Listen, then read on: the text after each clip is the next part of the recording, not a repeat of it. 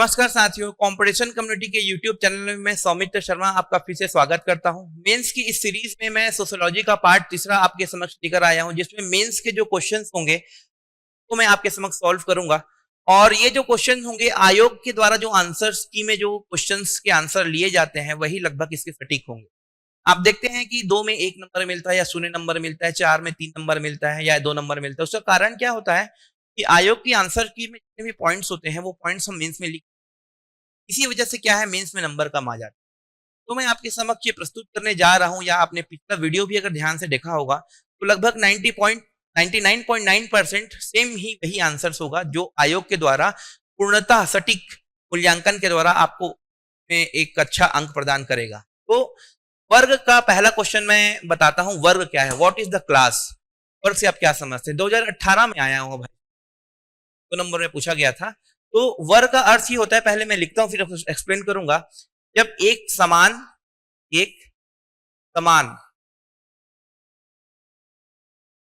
आर्थिक व राजनीतिक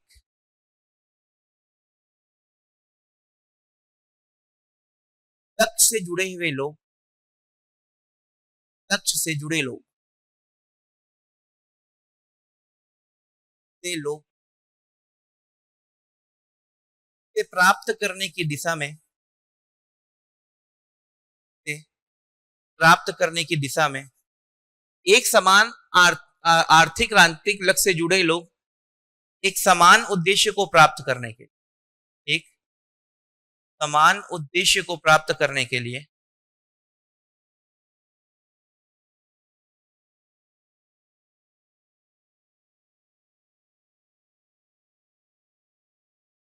एक साथ जुड़कर कार्य करते, एक साथ कर कार्य करते, तो उस समूह को हम क्या कहेंगे? वर्ग कहेंगे। एक समान आर्थिक व राजनीतिक लक्ष्य, एक समान आर्थिक और राजनीतिक लक्ष्य होता है कि क्या प्राप्त करना है, हमें क्यों प्राप्त करना है। वर्ग के लोगों को या एक पहले से इनके मस्तिष्क में रहता है कि हम क्यों कार्य कर रहे हैं। तो इस लक्ष्य की प्राप्ति के लिए वो लोग क्या करते हैं? एक साथ जुड़कर रहते हैं और एक साथ कार्य करते हैं, तो क्या कहते हैं? वर्ग कहते हैं। यह है आपका आंसर रहेगा। अब नेक्स्ट आपका लिखा है वर्ण से आप क्या समझते हैं। देखिए वर्ग जो था वो तो पूछा, अब आपको पूछ रहा है कि वर्ग से आप, वर्ण से आप क्या समझते हैं। तो वर्ण, what do you mean by varna? It is like the varna system. Do you read about the varna system in history? ठीक है, वो सेम यही आपको देखने को मिलेगा। तो वर्णा सिस्टम क्या है? तो सबसे पहले इसका हमको हिस्ट्रिकल बैकग्राउंड के आधार पर आंसर लिखना पड़ेगा। कैसे लिखेंगे इसका आंसर? सबसे पहले लिखेंगे हम ये लिखेंगे ऋग्वेद के पुरुषयुक्त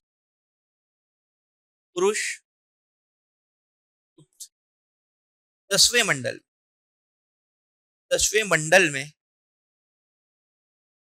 इन चार वर्ण समूहों की बात कही गई थी, वर्ण समूह की बात कही गई थी, वह वर्ण व्यवस्था कहलाती है। और ये चार कौन कौन से हैं आपको सब पता होगा? ब्राह्मण, क्षत्रिय, वैश्य और, समझ में आ गया? ब्राह्मण, क्षत्रिय, वैश्य और शूद्र, ये चार जो है आपके वर्ण है। इसका उदय जो होता है एक्चुअल में ऋग्वैदिक काल में होता है, early Vedic period. In early Vedic period the 10th mandal of Rigveda, it is described that there is total 4 varnas, Brahmin, Kshatriya, Vaishya and the Shudra. ठीक है, Brahmin is the dominating class, Brahman is the first dominating class in the society, and the second dominating class was Kshatriya. Okay. The classification and the work system of this 4 varna is decided in Rigved. इसमें है वो ऋग्वेद में decided है कि इनको क्या करना है, कैसा करना है। तो वर्ण से आप क्या समझते हैं? तो ऋग्वेद के 10वें मंडल के पुरुष सूक्त में जिन 4 समूहों की बात कही गई वह वर्ण व्यवस्था कहलाता है। टोटल कितने वर्ण हैं? तो ब्राह्मण, क्षत्रिय, वैश्य एवं शूद्र, ये 4 वर्ण हैं। चारों की भूमिका एवं क्रियाकलाप का जो क्राइटेरिया और जो भी उनका कार्यकलाप है उसका विवरण हमको किसमें मिलता है?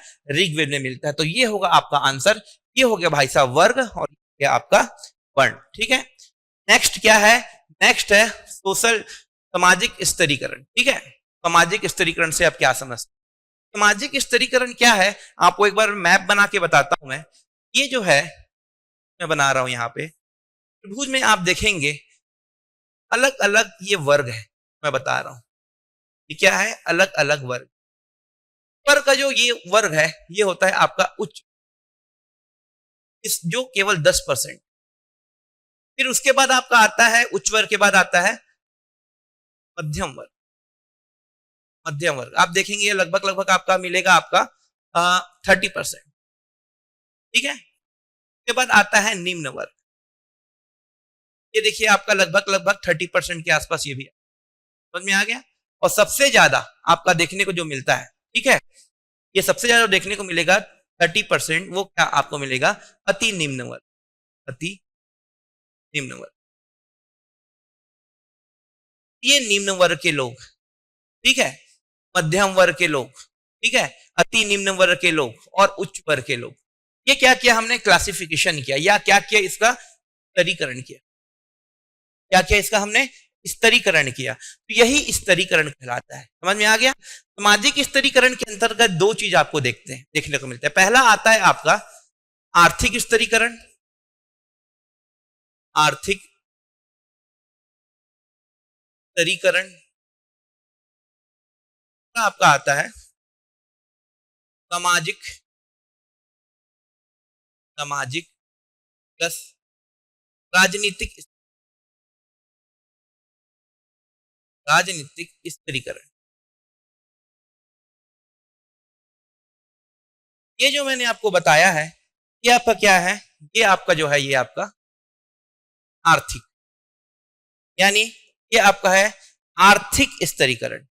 तो आप कैसे डिस्क्राइब करेंगे सामाजिक स्तरीकरण को, हम देखेंगे सामाजिक, आर्थिक एवं राजनीतिक रूप से जब समूहों का, जब समूहों का विभाजन किया जाता है, जब समूहों का विभाजन किया जाता है, इस प्रक्रिया को क्या कहेंगे आप, सामाजिक स्तरीकरण की प्रक्रिया कहेंगे। क्या कहेंगे इसे आप, सामाजिक स्तरीकरण की प्रक्रिया। तो ये है आपका कंप्लीट आंसर।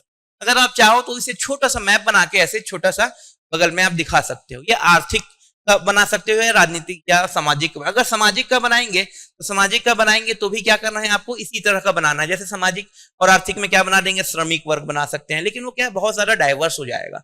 इसीलिए क्या किया मैंने, शॉर्ट में आर्थिक स्तरीकरण को ये 4 भाग में विभाजित करके आपको मैंने यहाँ पर प्रस्तुत कर दिया है। तो ये आपका वो कंप्लीट आंसर होगा जिसमें आपको पूरे 2 में 2 नंबर आपको मिलेंगे।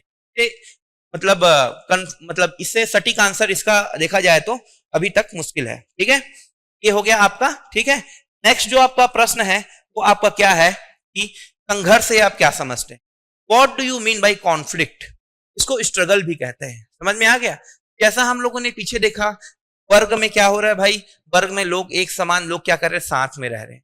ठीक है, तो जो एक लक्ष्य की प्राप्ति के लिए जो रहते हैं उसे क्या कहते हैं, लक्ष्य प्राप्ति के लिए क्या करते हैं, वे एक दूसरे से के साथ जुड़कर कार्य करते हैं। लेकिन आपका संघर्ष में क्या है, 2 समूहों को बीच टकराव होता है। समझ में आ गया। तो इसका जो डिस्क्रिप्शन होगा वो होगा 2 या 2 से अधिक समूह, 2 या 2 से अधिक समूह जब सामाजिक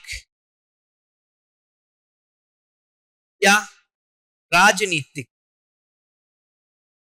सामाजिक या राजनीतिक वर्चस्व कायम करने के, वर्चस्व कायम करने के लिए आपस में जब वो टकराते हैं, आपस में जब वो क्या है टकराते हैं, तो इसी प्रक्रिया को आप क्या कहेंगे, संघर्ष, सामाजिक संघर्ष, सोशल कॉन्फ्लिक्ट की प्रक्रिया कहेंगे। यदि 2 समूह या 2 से अधिक समूह सामाजिक एवं राजनीतिक वर्चस्व या लक्ष्य को लेकर क्या करेंगे, आपस में टकराएंगे, एक दूसरे को नीचा दिखाने का कार्य करेंगे, एक दूसरे को हानि पहुंचाएंगे, एक दूसरे से वाद विवाद करेंगे, यह प्रक्रिया आपकी क्या कहलाएगी, यह प्रक्रिया आपकी कहलाएगी संघर्ष की प्रक्रिया कहलाएगी। इसे आपको क्या कहेंगे, कॉन्फ्लिक्ट की प्रक्रिया कहलाएगी। क्लियर है। नेक्स्ट क्वेश्चन जो आपको आता है वो आता है नारीवाद। What do you mean by feminism?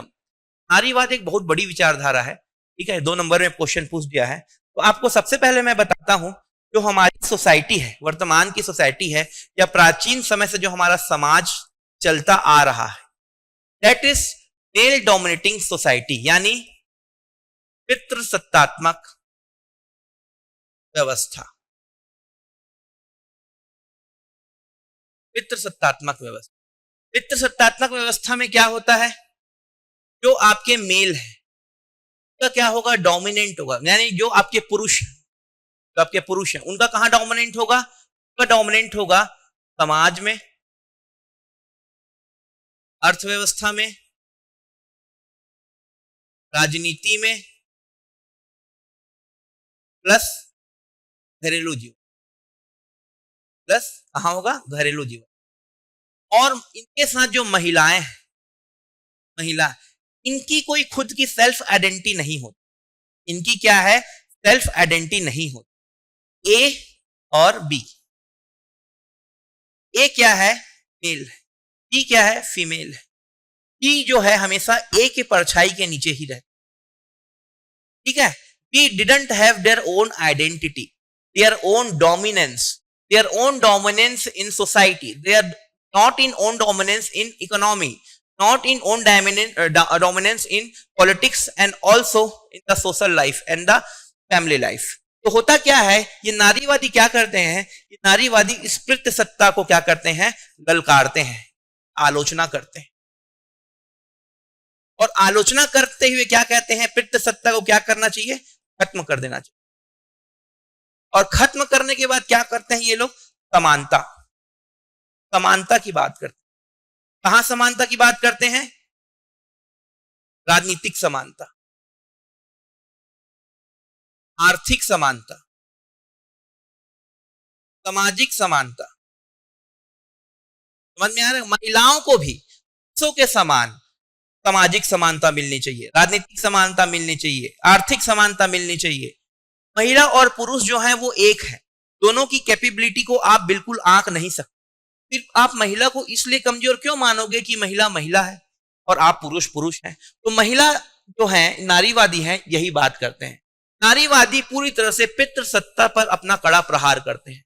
ये नारीवादी भी बहुत अलग अलग प्रकार के होते हैं, मैं आपको बाद में बताऊंगा, एक पूरा वीडियो बनाऊंगा मैं नारीवाद पे, तो बताऊंगा। जैसे आप देखेंगे, उदारवादी नारीवादी, उग्रवादी नारीवादी, रेडिकल नारीवादी, समाजवादी नारीवादी और मार्क्सवादी नारीवादी, ये 5 नारीवाद होते हैं। कितने होते हैं, 5।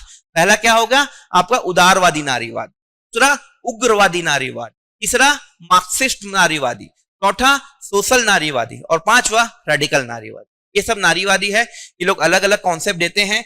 कुल मिला के ये लोग क्या करते हैं, पितृसत्ता जो है, पितृसत्तात्मक व्यवस्था है, उसमें अपना क्या करेंगे, एक साथ, मतलब पर एक साथ अपना कड़ा प्रहार करते, ठीक है। नेक्स्ट आपका पूछा है, जाति व्यवस्था की प्रमुख विशेषताएं क्या है, what is the main feature of caste system. अब कास्ट सिस्टम को मैंने पीछे बताया था, ठीक है। तो क्या विशेषताएं हैं जाति व्यवस्था की, विशेषताएं में सबसे पहला विशेषता जो आता है जाति व्यवस्था का, वह आता है वर्गीकरण। वर्गीकरण मीन्स क्लासिफिकेशन। मतलब यह क्या होता है, एक समान धर्म के लोगों का समूह, इसमें वो लोग एक साथ क्या करते हैं, जीवन यापन करते। पॉइंट नंबर 2, उनकी अपनी सामाजिक रीति रिवाज होते हैं, ये सामाजिक रीति रिवाज होते हैं जो हमेशा दूसरे जाति से अलग होते या उससे न होते। समझ में आ गया, वर्गीकरण होता है इसका पहला। दूसरा होता है सामाजिक रीति रिवाज होते हैं, ये करना है वो नहीं करना है। तीसरा, एक साथ समाज में रहकर जीवन यापन करते हैं, एक साथ ये समाज में रहेंगे और क्या करेंगे, जीवन यापन करेंगे। समझ में आ गया। दूसरा, नेक्स्ट, सामाजिक पाबंदियां होती, क्या होती है, सामाजिक पाबंदियां होती। ये सामाजिक पाबंदियां क्या होती है? ये करो, ये ना करो, ठीक है, समझ में आ रहा है? इस जाति में विवाह करो, उस जाति में विवाह ना करो। एक जाति के लोग चाहते हैं कि उनकी ही जाति में विवाह हो। हालांकि जब आप देखेंगे धर्म और सामाजिक सुधार आंदोलन जब हमारे यहाँ पर 18वीं शताब्दी में हुआ था, तो अंतर जाति विवाह को प्रोत्साहन दिया गया था। जब अंतर जाति विवाह को प्रोत्साहन दिया गया तो यह बात कही गई कि अंतर जाति विवाह होने चाहिए। अंतर जाति विवाह होगी तो क्या होगा? मेल डोमिनेटिंग कम होगा, और क्या होगा? ब्राह्मण डोमिनेटिंग कम होगा, ब्राह्मणों को डोमिनेट जो होगा वो कम होगा। तो इसीलिए क्या करते हैं ये लोग? सामाजिक पाबंदी लगाते हैं। अब ये सामाजिक पाबंदी किस तरह की होती है भाई साहब? सबसे पहले मैं इसका एक छोटा सा उदाहरण देता हूं। जैसे ब्राह्मण वर्ग का विवाह कहां होना चाहिए? ब्राह्मण में ही होना चाहिए भाई। अब वो 4 वर्ण जो मैंने बताया पीछे आपको, 4 वर्ण मैंने बताया, ब्राह्मण, क्षत्रिय, वैश्य, शूद्र। तो ब्राह्मणों का जो ये है कि इनसे, शूद्रों से इनका विवाह वर्जित, या ब्राह्मणों का क्षत्रिय से विवाह वर्जित, या ब्राह्मणों का वैश्य से विवाह वर्जित है। ये सब चीज जो है, जो आपको मैं बता रहा हूं, ये सब चीज किसमें आता है आपका? ये सब आता है सामाजिक पाबंदियों में, ठीक है। नेक्स्ट पॉइंट जो मैं आपको बताऊंगा, वो नेक्स्ट पॉइंट आपका है अपने समूह में विवाह करना। अपने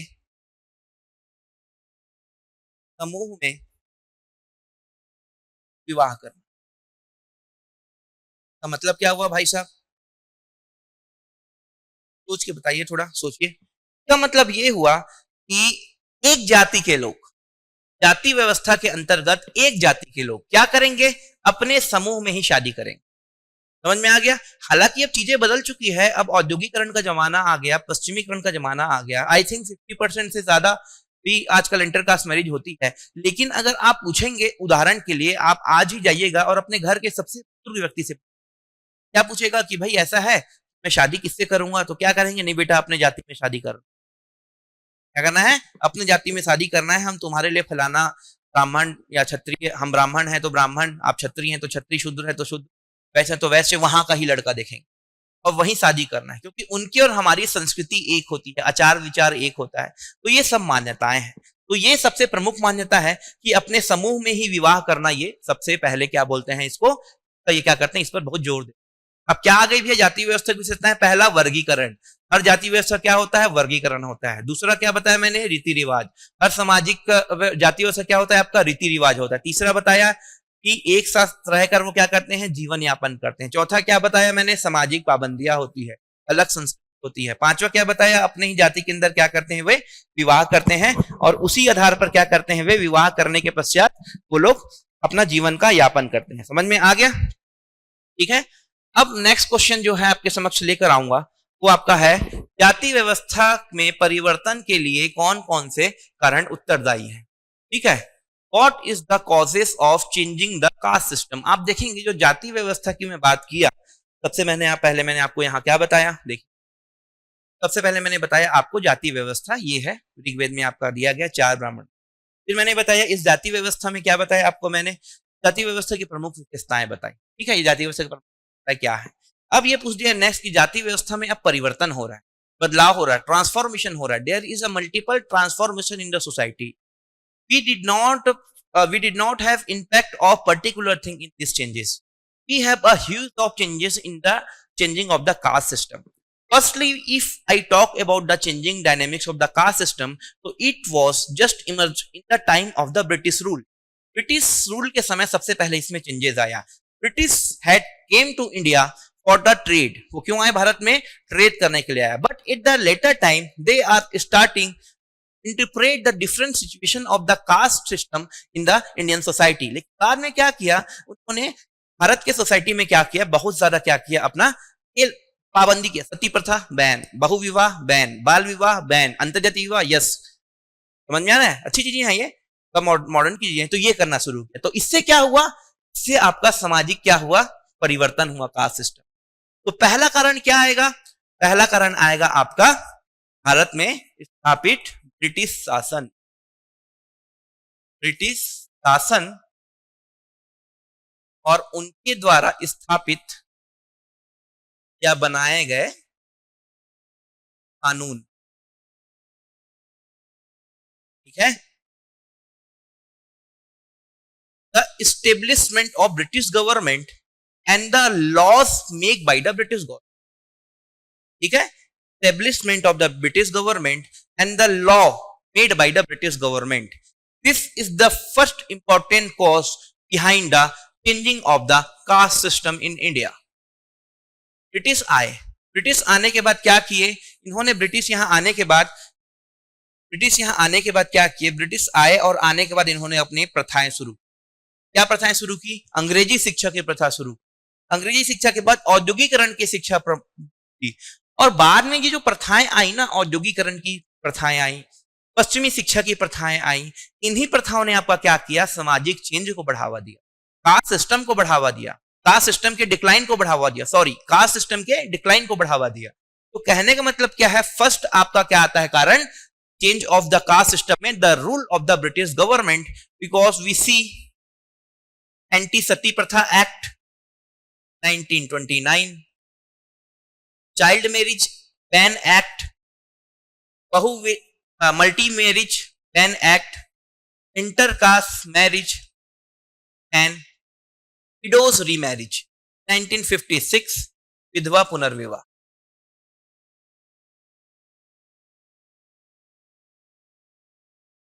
भाई इससे बहुत आमूल चामूल परिवर्तन हुआ. लोग बोले क्यों हम अपनी बहू बेटियों को जलाएं, क्यों हम मल्टी शादी करें, ठीक है, विधवाओं की शादी क्यों करें, ये सब क्यों ना करें, ये सब कह के क्या हुआ, आपका चेंज आया. और इस चेंज के कारण क्या होता है, आपका 1857 में रिवोल्ट हो जाता है, बहुत ही खतरनाक रिवोल्ट होता है. उसके बाद एक नीति बनाई ब्रिटिश गवर्नमेंट.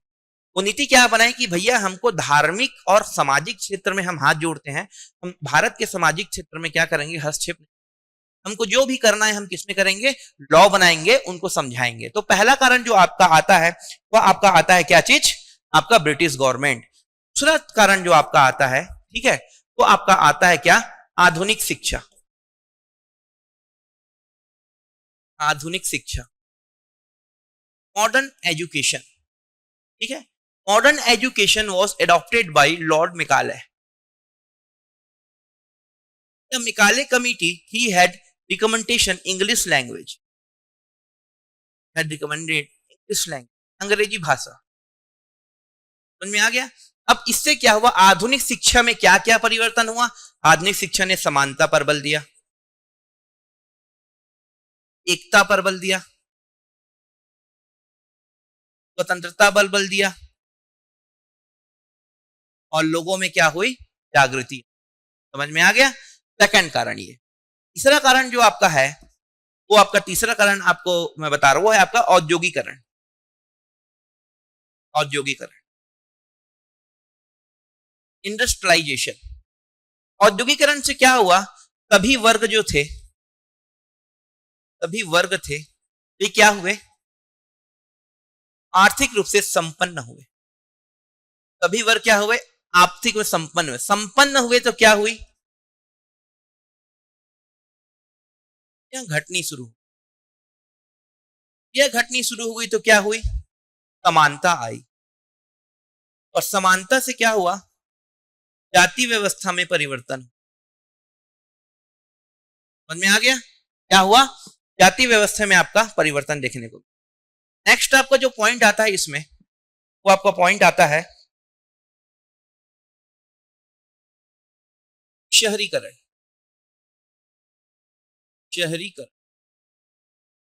अर्बनाइजेशंस. शहरीकरण की जो प्रक्रिया हुई, शहरीकरण के प्रक्रिया ने क्या किया, सामाजिक दूरी को कम किया. सामाजिक दूरी कम करने से जाति एक दूसरे के पास आई, और क्या हुआ, अंतर कम हो गया, एक दूसरे के बीच अंतर कम हो गया. अब दिल्ली में मैं रहा हूं भाई, दिल्ली में तो वहां पर ये नहीं पूछते पहली बार जैसे कि भाई मेट्रो में जा रहे हैं आप, तो मेट्रो में बैठ के सीट कर रहे हैं, या आप किसी बस में जा रहे हैं, ये नहीं आपको ये करेंगे कि भाई क्या है, कि आपके वर्ण क्या है, आप मेरे बगल में क्यों बैठ गए. ठीक है, ऐसा थोड़ी पूछेंगे कि भाई आप कौन से वर्ग के हो, भाई आप मेरे बगल में क्यों बैठ गए. तो शहरीकरण से क्या हुआ, आपका शहरीकरण की प्रक्रिया से आपका क्या हुआ, शहरीकरण की प्रक्रिया से आपका जाति व्यवस्था क्या हो गया, डिक्लाइन होने लगा. अंतिम कारण जो आपका आता है, वह आपका अंतिम कारण आता है, वो आता है पश्चिमीकरण, जिसको कहते हैं आप वेस्टर्नाइजेशन. पश्चिमीकरण की प्रक्रिया। पश्चिमीकरण की प्रक्रिया कैसे आपकी जाति व्यवस्था को कम की? तो पश्चिमीकरण में सबसे पहले किसको जोर दिया गया?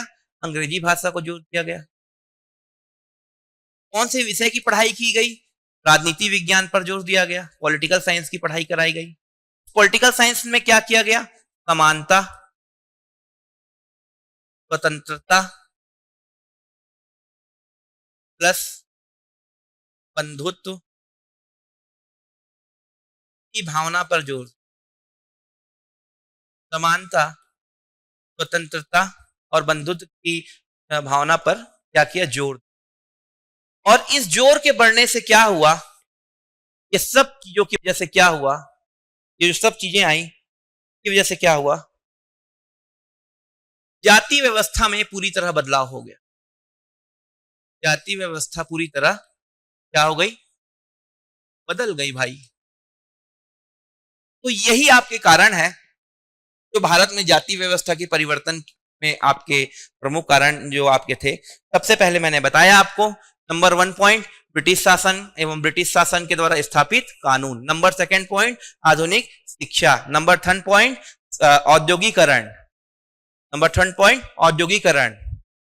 नंबर 4 पॉइंट अर्बनाइजेशन यानी शहरीकरण। नंबर 5 पॉइंट पश्चिमीकरण। समझ में आ गया? तो ये सारे पॉइंट जो मैंने आपको बताए, यही सारे पॉइंट जो है आपके जो मेंस के जो आंसर होंगे उसके करीब होंगे। समझ में आ गया? तो इसी आधार पर मैंने आपके समक्ष आज बहुत ही अच्छे से प्रयास किया कि सब चीज आपको समझा दूं।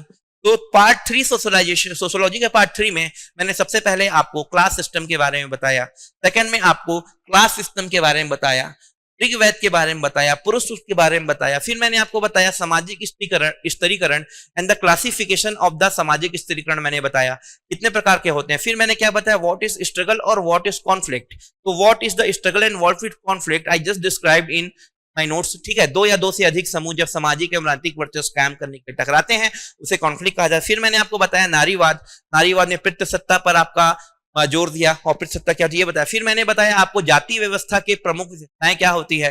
वर्गीकरण, सामाजिक रीति, एक साथ रहकर जीवन यापन करना, सामाजिक पाबंदियां, ठीक है, और अपने समूह में क्या करना? विवाह करना। अंततः मैंने बताया आपको जाति व्यवस्था में परिवर्तन के उत्तरदायी कारण। तो पहले बताया ब्रिटिश शासन की स्थापना, उसके causes, modern education and the Macaulay committee, industrialisation, ठीक है, वेस्ट अर्बनाइजेशन एंड पश्चिमीकरण।